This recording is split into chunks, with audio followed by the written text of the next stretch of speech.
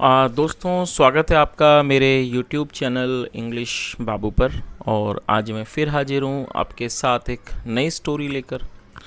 और दोस्तों, आज जो स्टोरी मैं आपके लिए लेकर आया हूँ ये एक मॉरल स्टोरी है। और मॉरल स्टोरी होने के अलावा दोस्तों ये एक फ़नी स्टोरी है। कहानी सुनकर आपको काफ़ी मज़ा आएगा क्योंकि काफ़ी फ़नी स्टोरी है।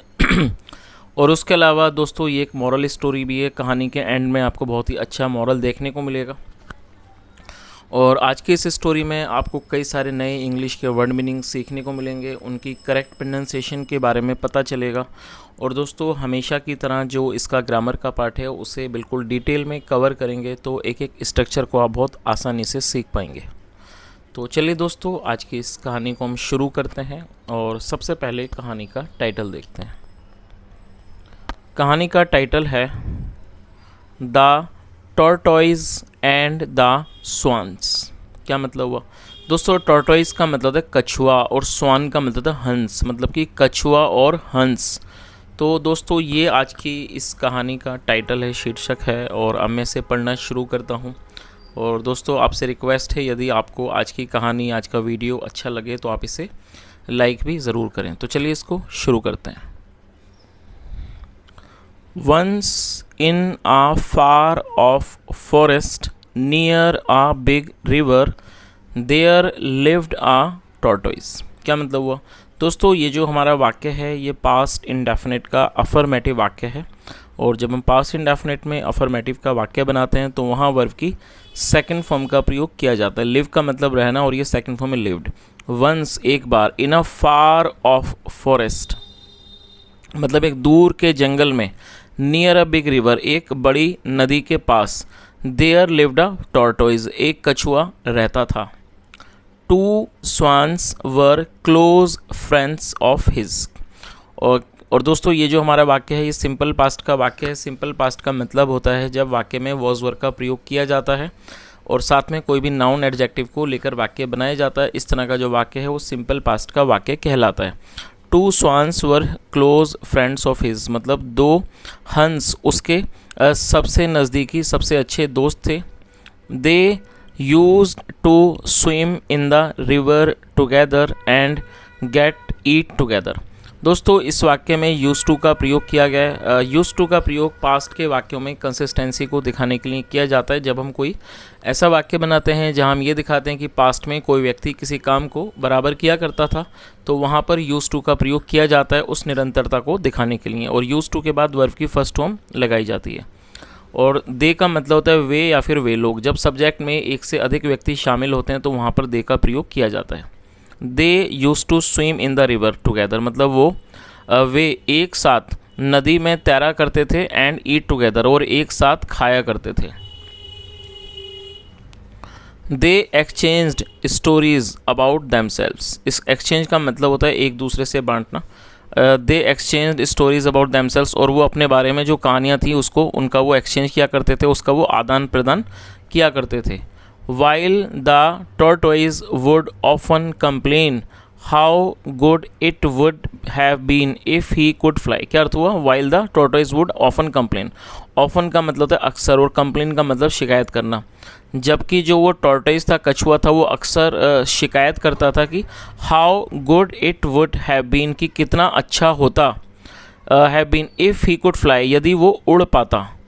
द स्वान्स विश्ड और जो स्वान्स थे, हंस थे, विश और वो उनकी इच्छा होती थी।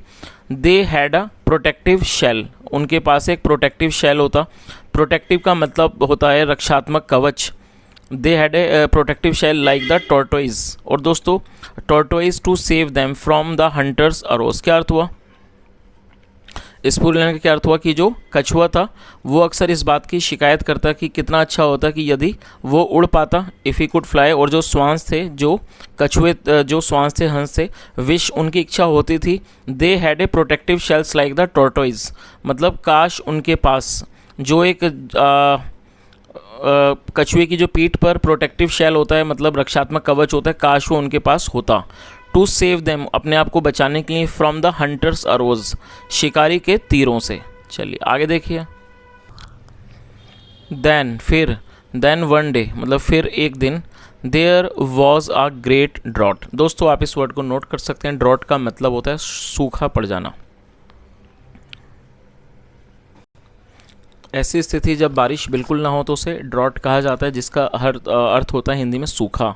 Then one day there was a great drought, और एक दिन बहुत ही वॉज ए ग्रेट ड्रॉट, बहुत बड़ा सूखा पड़ा। The humans around the forest, जो लोग थे मतलब जो मानव थे, इंसान थे, अराउंड द फॉरेस्ट, जंगल के आसपास, कट डाउन मैनी ट्रीज, उन्होंने कई पेड़ों को काट दिया। बिकॉज ऑफ विच मतलब जिसके कारण एवरीथिंग स्टार्टेड डाइंग, मतलब एवरीथिंग स्टार्टेड डाइंग, हर चीज़ खत्म होने लगी, मरने लगी। The animals started living the forest, और दोस्तों लीव का मतलब होता है छोड़ना, किसी जगह से निकलना, रवाना होना, और ये वर्ब की फोर्थ फॉर्म है। तो इस अर्थ का क्या हुआ, इस लाइन का क्या मतलब हुआ, the animals started living the forest, जो एनिमल्स थे, जानवर थे, पशु थे, स्टार्टेड लिविंग द फॉरेस्ट, वो जंगल छोड़ने लगे। They went to other places, और दोस्तों ये जो वाक्य है ये हमारा पास्ट इंडेफिनिट का अफर्मेटिव वाक्य है, जहाँ सेकंड फॉर्म लगाई जाती है, और ये गो की सेकंड फॉर्म है went.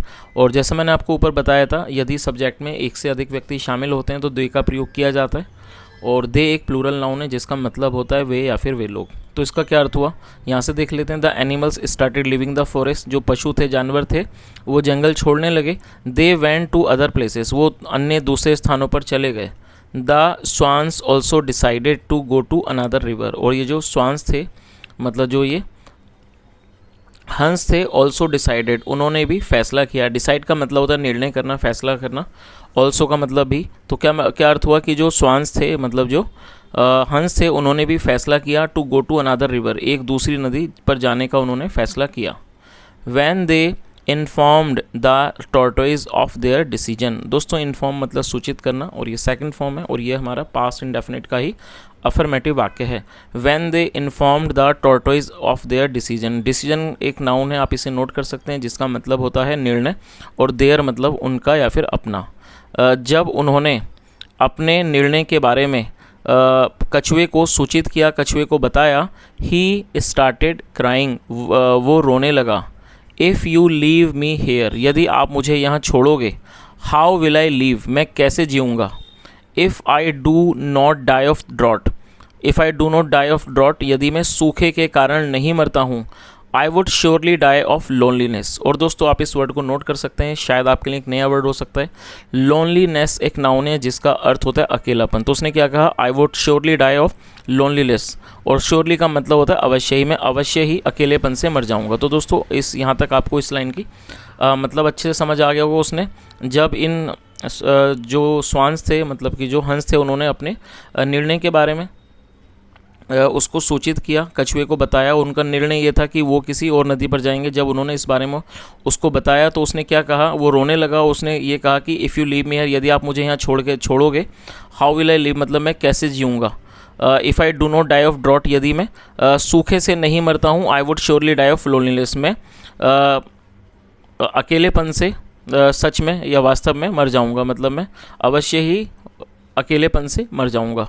The eyes of the swans also became wet, और दोस्तों वेट का मिलता था गीला होना, आप इस वर्ड को नोट कर सकते हैं, और ये भी हमारा पास्ट का अफर्मेटिव वाक्य है, और ये बिकम की सेकंड फॉर्म है, बिकेम, क्योंकि आप जानते हैं जब हम पास्ट इंडेफिनिट में वाक्य बनाते हैं अफर्मेटिव का तो सेकंड फॉर्म लगाई जाती है। तो इस लाइन का क्या अर्थ हुआ, the eyes of the swans also became wet, मतलब कि जो हंसों की जो आंखें थीं वो भी गीली हो गई। चलिए आगे देखिए।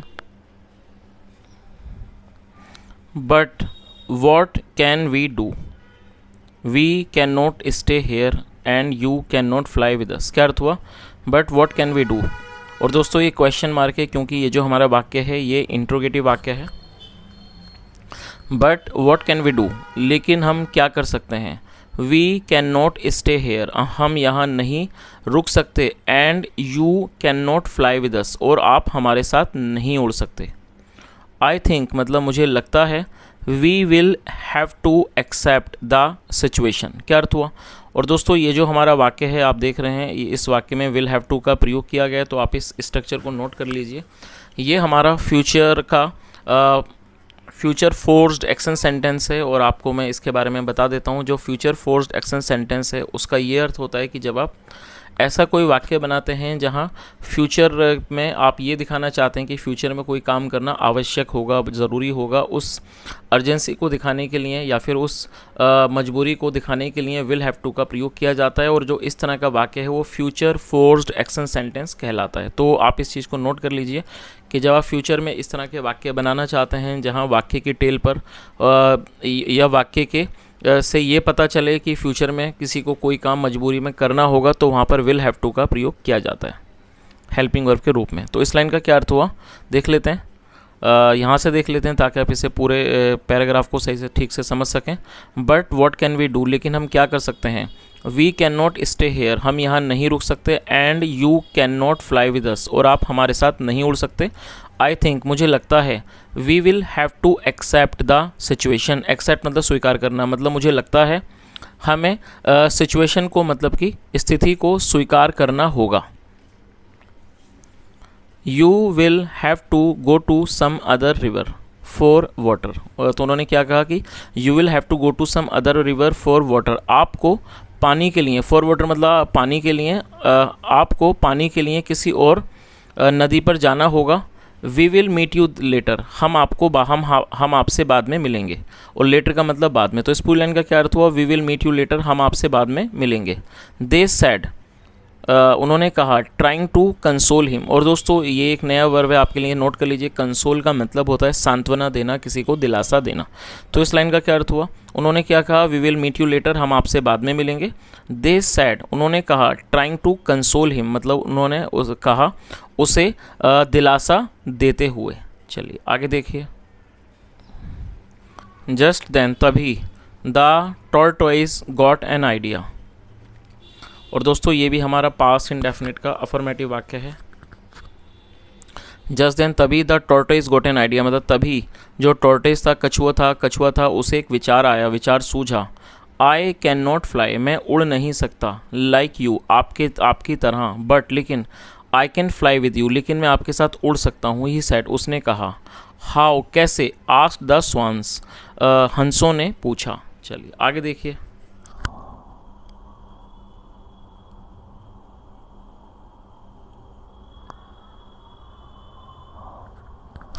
गेट अ स्टिक, और गेट का मतलब लाना, गेट ए स्टिक मतलब एक डंडी लाओ या कह सकते हो, और स्टिक मतलब डंडी, छड़ी। गेट ए स्टिक एक छड़ी लाओ। देन, फिर, you can hold the stick, फिर आप उस स्टिक को, छड़ी को पकड़ सकते हो। एट द टू एंड्स मतलब दोनों सिरों से। वाइल, जबकि। I will hold it in the middle, जबकि मैं इसे बीच से पकड़ूंगा। विद माई माउथ, अपने मुंह से। देन, फिर, व्हेन यू फ्लाई, जब आप उड़ोगे। I will get carried with you, मैं भी आपके साथ, I will get carried with you, मैं भी आपके साथ कैरी हो जाऊंगा, मतलब मैं भी आपके साथ आ जाऊंगा। और कैरी का मतलब होता है किसी को ढोना, तो क्या होगा, आई will get carried with you, मैं भी आपके साथ ढोया जाऊंगा। चलिए आगे देखिए। The swans agreed and got the stick. और दोस्तों ये भी हमारा पास्ट इंडेफिनिट का अफर्मेटिव वाक्य है। अग्री का मतलब होता है तैयार होना, सहमत होना, और ये सेकंड फॉर्म है। द स्वान्स अग्रीड, जो स्वान्स थे मतलब कि जो ये जो हंस थे, अग्रीड वो सहमत हो गए, तैयार हो गए। एंड गॉट द स्टिक, और वो छड़ी ले आए। होल्ड द स्टिक टाइटली, तो प्लीडेड द टॉर्टोइज। दोस्तों आप इस वर्ड को नोट कर लीजिए। प्लीड का मतलब होता है PLEAD, ये प्लीड फर्स्ट फॉर्म है, ED लगाने के बाद ये सेकंड फॉर्म है। और प्लीड का मतलब होता है विनती करना, और ये सेकंड फॉर्म है प्लीडेड। प्लीडेड द टॉर्टोइज मतलब कि टॉर्टोइज ने, कछुए ने विनती की। तो इस पूरी लाइन का क्या अर्थ निकला, the swans agreed and got the stick, जो ये जो स्वान्स थे मतलब जो हंस थे वो तैयार हो गए और वो छड़ी लेके आ गए। Hold the stick tightly, pleaded the tortoise, जो टॉर्टोइज था, कछुआ था, उसने विनती की और उसने क्या कहा कि जो स्टिक है, जो छड़ी है, इसको टाइटली मतलब कि कसकर पकड़ना। और दोस्तों टाइटली का मतलब होता है कसकर। चलिए आगे देखिए। वी विल मतलब कि हम पकड़ेंगे। सेड द स्वान्स, हंसों ने कहा। बट, लेकिन, you must also be careful, लेकिन आपको भी अवश्य ही सावधान रहना होगा। Not to let go of stick मतलब कि not to let go of the stick मतलब आप छड़ी को ना जाने दें। इट इज़ पॉसिबल, ऐसा संभव है। दैट कि the humans will laugh at you, ऐसा संभव है कि जो ह्यूमन्स हैं, इंसान हैं, विल लाफ एट यू, वो आप पर हंसेंगे। इट इज़ देयर हैबिट, ये उनकी आदत है। टू लाफ, हंसना। एट थिंग्स चीज़ों पर, दे डू नॉट अंडरस्टैंड जिनको वो नहीं समझते हैं। तो इस पूरी लाइन का क्या अर्थ हुआ, उन्होंने क्या कहा, it is their habit to laugh, मतलब ये उनकी आदत है, हंसना उनकी आदत है। एट थिंग्स उन चीज़ों पर, दे डू नॉट अंडरस्टैंड जिन्हें वो नहीं समझते हैं। बट लेकिन you must not get angry, लेकिन आपको अवश्य ही नाराज़ नहीं होना है। चलिए आगे देखिए। And you must not try to speak, और आपको अवश्य ही कोशिश करनी होगी। And you must not try to speak, और आपको अवश्य ही कोशिश करनी होगी कि आप ना बोलें। ड्यूरिंग द फ्लाइट, मतलब इस फ़्लाइट के दौरान, मतलब अपनी इस फ़्लाइट का मतलब था उड़ान। तो उन्होंने क्या कहा, आप इस चीज़ को समझ लीजिए कि उन्होंने कहा but you must not get angry, लेकिन आपको नाराज़ नहीं होना है। And you must not try to speak, और आप अवश्य ही कोशिश ना करें, बोलने की कोशिश ना करें। ड्यूरिंग द फ्लाइट, मतलब कि इस फ्लाइट के दौरान, इस उड़ान के दौरान। चलिए आगे देखिए।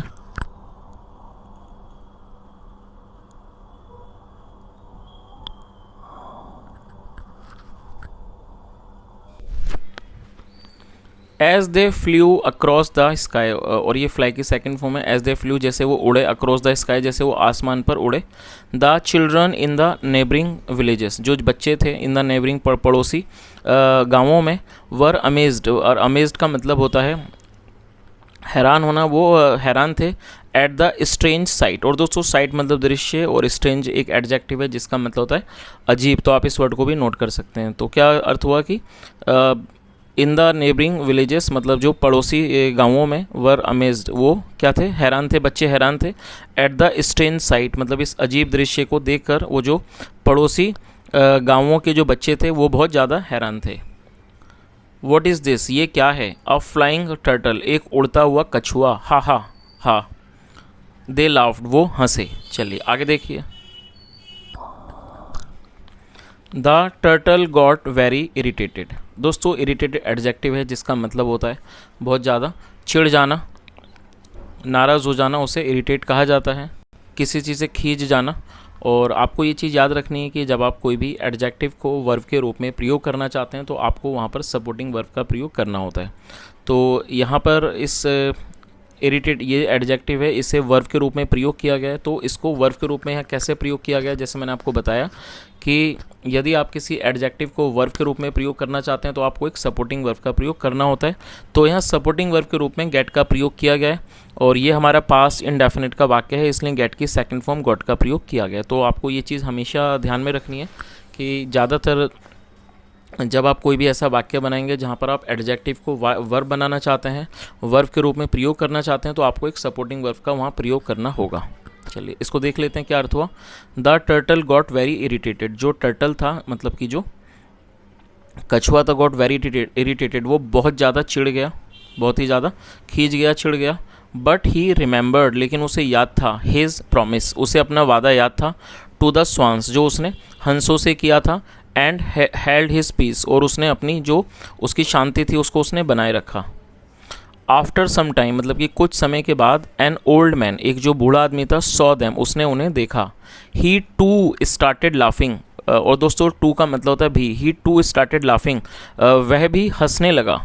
Eight least an old man should know better, he could not take it any more. क्या अर्थ हुआ, at least an old man should know better.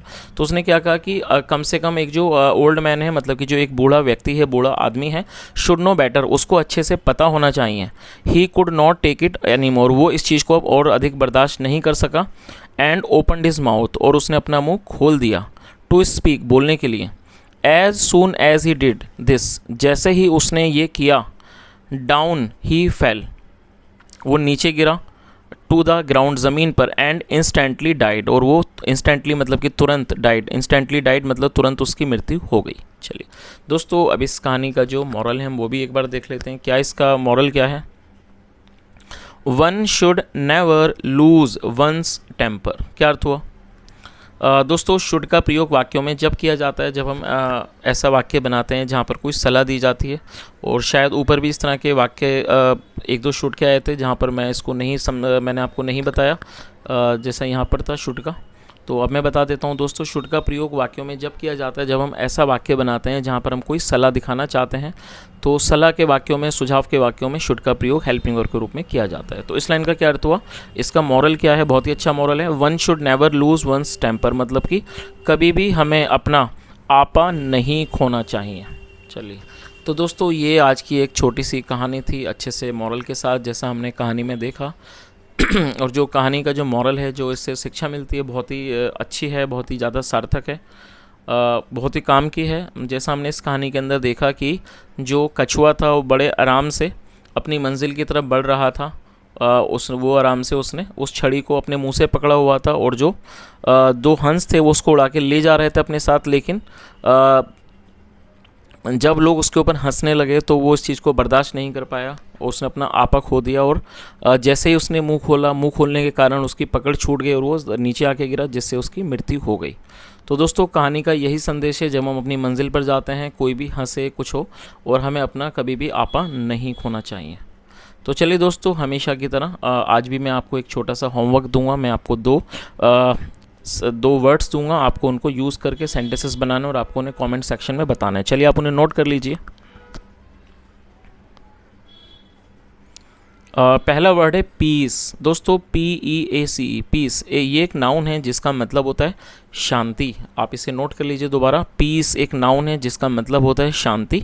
तो आपको एक वाक्य बनाना है जहां पर आपको इस वर्ड का प्रयोग करना है। अब आप दूसरे वर्ड को भी नोट कर लीजिए। दूसरा है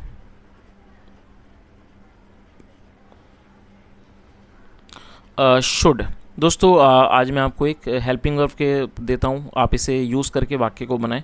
SHOULD, शुड। और दोस्तों मैं ऑलरेडी आपको इसके बारे में बता चुका हूँ, जब हम कोई ऐसा वाक्य बनाते हैं जहाँ पर हम सलाह दर्शाना चाहते हैं, सलाह दिखाना चाहते हैं, तो वहाँ शुड का प्रयोग किया जाता है हेल्पिंग वर्ब के रूप में। तो आपको एक वाक्य बनाना है और उस वाक्य में आपको शुड का प्रयोग करना है। तो दोस्तों इस तरह से आज आपको 2 वाक्य बनाना है और आपको कमेंट सेक्शन में उन्हें बताना है। और यदि आपको आज की कहानी अच्छी लगी हो, मेरा पढ़ाने का प्रयास भी अच्छा लगा हो, तो आपसे रिक्वेस्ट है आप वीडियो को लाइक करें, शेयर करें, चैनल को ज़रूर सब्सक्राइब करें, आपका जो भी एक्सपीरियंस है वो बताएं। और दोस्तों मौसम भी बहुत अच्छा हो गया, बारिश भी तेज़ होने लगी है और वीडियो भी पूरा ही हो चुका है। यहाँ तक सुनने के लिए thank you so much. Have a nice day and bye.